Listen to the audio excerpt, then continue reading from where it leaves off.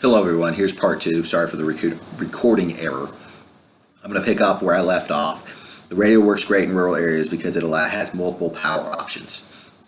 The second program I created is a work program that allows women to use microloans to get raw materials and machinery, aka sewing machines, things like that, to work from home. This works great because there's still a lot of families that are conservative in Afghanistan and don't want their women to work outside of the home. This allows women or families that are across all spectrums, whether they're conservative or not, to participate in a program that allows the women to contribute to the family and hopefully be seen as value added as it's instead of a liability to the family. And once they start contributing, hopefully this will be able to reduce things like domestic violence.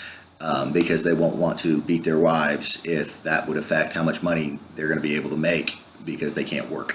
So that's an additional benefit. The third program I created is a primary education radio broadcast system where these pamphlets would be created, or educational booklets that would also accompany the radios that would be distributed.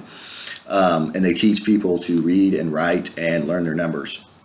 This booklet is very ingenuitive in the fact that when you're trying to work with somebody who has no baseline of education, numbers, letters, things like that, how do you tell them what page to turn to start talking them through different aspects of learning? So to do this, I tied household or common items to pages and then also use those items to teach vocabulary. So in this instance, I would say turn to the page with a boat, common item.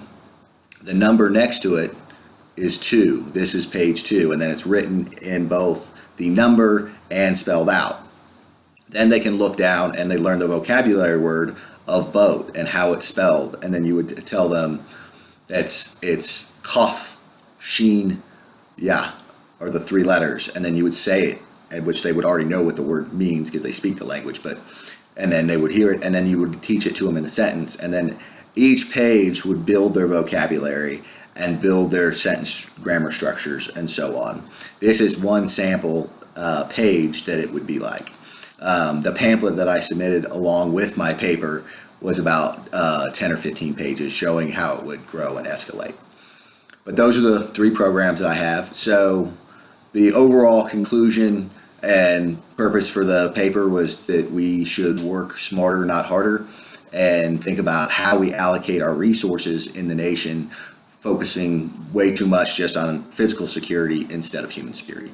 I hope that you guys enjoyed the presentation, and I'm glad to have graduated and hope that all of you have a great time in the future.